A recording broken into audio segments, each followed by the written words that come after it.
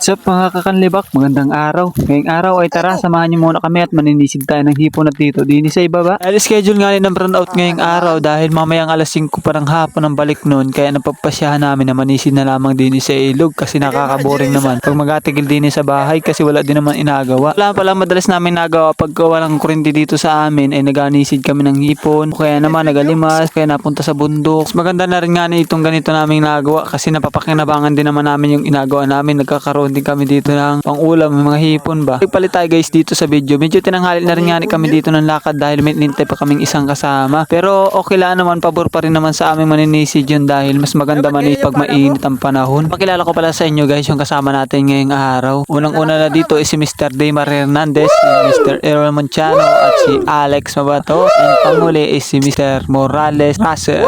Ito nga, pagkatapos ng mahababang lakaran, nakarating na nga tayo guys dito sa ating unang apagulihan. So, ang nakita nila dito is bungo ng niyog, may mga yabat-yabat. Kaya ito, hinawanan na nila ito dito. Tinanggal nila yung mga layak-layak dyan, pero sa maampat, wala kami ditong nahuli. Ito pala yung sumunod naming spot, kaso wala din kami ditong nahuli. Ito, sumunod na spot ulit. Ito, may nahuli na rin kami dito, mga hipon. Dito nga ang unang nakapana dito is Mr. Daymar Hernandez. Wala nga dito sa spot na ito, ay dito na nga nagsimula ang marami naming huli. Ang marami namin nahuli dito yung mga hipon at saka yung mga palo o buno kung tawagin doon sa ibang lugar. Dito may nakita nga ditong hito si Russell, kaso hindi niya na rin ninulit, mali pa daw. Kung napansin nyo kanina guys, wala kaming nahuli doon sa ibaba kasi nga yun ay katubig palaang kasi kabaha palaang. Subukan nga namin manisid sa baba kasi pag ganitong katapos pa ng baha, medyo malinaw na nga ang tubig. Ito, nagasalungahan nga dito ang mga hipon, igat, palos, at saka yung mga pagong na matapang. Snake turtle yata kung tawagin yun. Dito sa spot nga na ito, may nakita nga kami dito yung ay tilapia, kaya kanya-kanyang sisid na sila dito. Kala mo. Una, sipat. Sipat kilatis. Sabay kiskis. Kaya kahit hipon puti, wala. Meron yan, nagatago lang yun. Yun, magagaling matago yun eh. Lagi ito sa kasing tilapia. Meron daw eh. Sumuta dyan yung sa batong malaki. Tilapia ay. Dapat ito dyan. Yan daw, nandyan.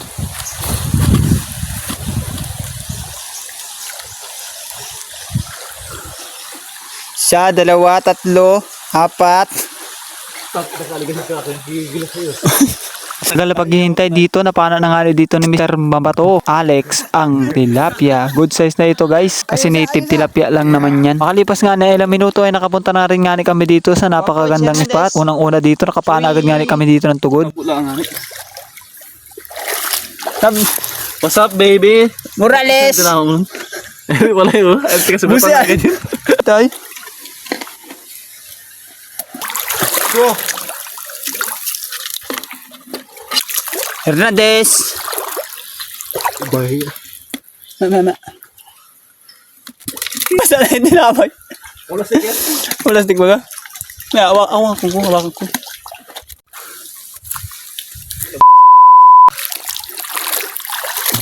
What's it doing? Chill. Ayan. Bigan. Yosin muna. Pwede na rin naman oh. Oh. Nakarami. Buhay din. Kawawa naman talaga. Dito sa spot talaga na to kami guys pumaldo. Kitang-kita niya naman kung gaano nakarami agad yung huli namin dyan. No? Dito nakahuli pa nga dito sa Mr. Errol Monciano ng isang napakalaking hipon sapa dyan. Akala ko sinipit pa man din yan. Aray ko po. Ang laki niya, nagalumpot na higit. Ito na nga guys, lahat na video nyo mga ibang nahuli namin dito kasi nga nalupat na nga yung cellphone. Kasi nga burnout nung araw na ito. Hindi ako nakapag-charge nung gabi. Punta rin nga kami guys nung kay Mumog. Napakarami din nga namin nahuli ng mga hipon, tugod, saka mga palo. Kaso lang nga ang problema, hindi ko rin nga na videoan dahil nalubat na nga yung cellphone. Kaya ito, pagka-uwi ko nga dito, nilinisan ko na rin nga agad dito mga hipon, tugot, hito na nahuli namin. Tinanggalan ko lang ito ng mga laman loob at alutuin ko na rin nga pagkatapos yan. Lipas nga mga ilang minutong paglilinis, ito na nga lahat pala ito guys. So, napakahalay din maglinis kasi napakarami nila. Kaya dito tinaktak ko na ito sa kawali. Tapos silagyan ko dito ng luya na marami. Tapos dito sibuyas. Tapos ito asin. Tapos suka na pantanggal ng lansa. Dito nilagyan ko nga ulit dito yan ng kaunting tubig para dito madagdagan. At ito, nagdagdag ulit nga ako dito ng suka. Kinulangan nga ako doon. Dagdag ulit tubig dito. Tapos ito, isasalang na natin guys.